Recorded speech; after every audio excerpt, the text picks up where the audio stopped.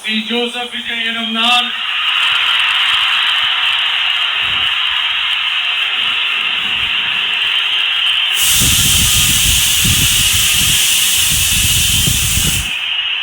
சட்டப்படி அமைக்கப்பெற்ற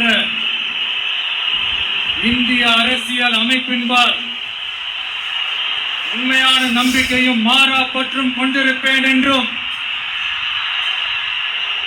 இந்திய நாட்டின் ஒப்பில்லாத முழு முதல் ஆட்சியையும் உரிமையையும் நிலை நிறுத்துவேன் என்றும்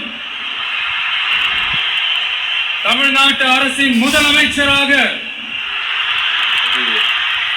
உண்மையாகவும் உளச்சான்றின்படியும் என் கடமைகளை நிறைவேற்றுவேன் என்றும் அரசியல் அமைப்பிற்கும் சட்டத்திற்கும் இணங்க அச்சமும் ஒருதலை சார்பும் இன்றி விருப்பு வெறுப்பை விலக்கி பலதரப்பட்ட மக்கள் அனைவருக்கும் நேர்மையானதை செய்வேன் என்றும் ஆண்டவன் மீது ஆணையிட்டு உறுதிமொழிகிறேன்.